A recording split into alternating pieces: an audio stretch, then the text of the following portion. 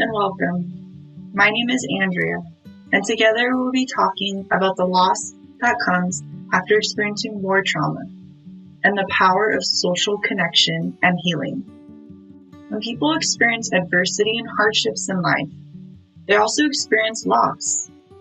A person could lose a specific item or object, such as their home, their clothes, or a car, or resources like their job, time, sense of optimism, family, or their friends. Or they may even lose the meaning of life. Each person reacts differently to the loss that they've suffered. How one manages and gets through heavily depends on what resources they've maintained and gained. Research shows that the loss of social connection negatively impacts the nervous system in your body. As a result of war, you may have lost some or all social connections, and your nervous system is suffering. You may be even less inclined or numb to the feeling of wanting to spend time with others and tend to isolate yourself more. Together, this has an impact on your health. This impact hits the vagal nerve in your nervous system. This image shows what organs your vagal nerve interfaces: the brain, lungs, heart, spleen, liver, stomach, kidney, colon, and small intestine. This nerve plays a role when it comes to social behavior and connection. When you've experienced war trauma and are not socially engaging with others, the dorsal section of the vagal nerve is activated or fired up. This leads you to being more prone to continue to socially isolate or not connect with others. And the more social isolation, the stronger the sense of not wanting to connect with others is. It's a reinforcing cycle. To break this cycle, having social connection is crucial.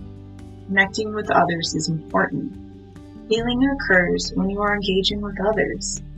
When you have meaningful relationships, the ventral part of the vagal nerve is now activated and fired up, leading you to continue to socially connect. This is why engaging or lighting up that vagal nerve through social connection after experiencing war trauma is so important. Connecting with others, though it may be one of the most challenging things to do, is the pathway towards healing and thriving. Let's watch this video as Dr. Brene Brown talks about connection. So where I started was with connection, because by the time you're a social worker for 10 years, what you realize is that connection is why we're here. It's what gives purpose and meaning to our lives. This is what it's all about. It doesn't matter whether you talk to people who work in social justice and mental health and abuse and neglect. What we know is that connection, the ability to feel connected, is neurobiologically, that's how we're wired. It's why we're here. So I thought, you know what? I'm going to start with connection. Well, you know that situation where you get an evaluation from your boss and she tells you 37 things that you do really awesome and one thing that you can't, an opportunity for growth.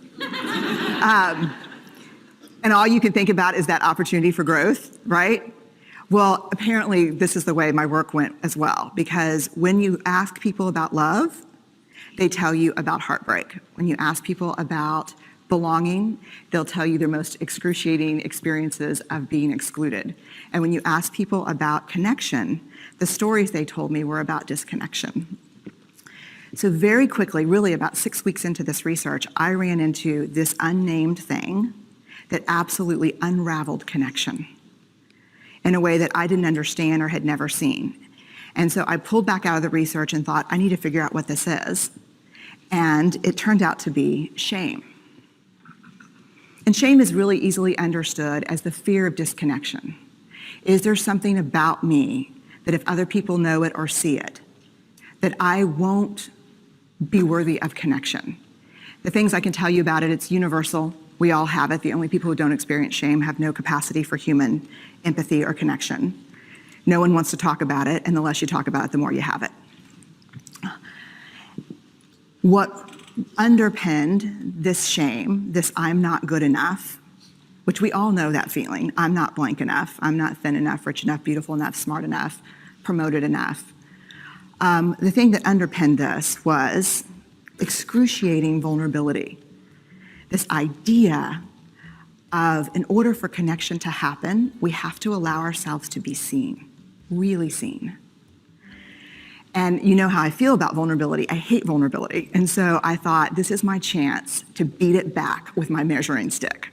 I'm going in, I'm gonna figure this stuff out, I'm gonna spend a year, I'm gonna totally deconstruct shame, I'm gonna understand how vulnerability works, and I'm gonna outsmart it. So I was ready, and I was really excited. As you know, it's not gonna turn out well. You know this. So I could tell you a lot about shame, but I'd have to borrow everyone else's time. But here's what I can tell you that it boils down to. And this may be one of the most important things that I've ever learned in the decade of doing this research. My 1 year has turned into 6 years, thousands of stories, hundreds of long interviews, focus groups. At one point, people were sending me journal pages and sending me their stories, thousands of pieces of data. In 6 years. And I kind of got a handle on it. I kind of understood this is what shame is, this is how it works. I wrote a book, I published a theory, but something was not okay. And what it was is that if I roughly took the people I interviewed and divided them into people who really have a sense of worthiness, that's what this comes down to, a sense of worthiness. They have a strong sense of love and belonging. And folks who struggle for it, and folks who are always wondering if they're good enough. There was only one variable that separated the people who have a strong sense of love and belonging and the people who really struggle for it, and that was the people who have a strong sense of love and belonging believe they're worthy of love and belonging. That's it. Watch the full video of Dr. Brené Brown. Look for the link that's listed in your handbook. Thank you for listening, and I wish you peace and healing on your journey.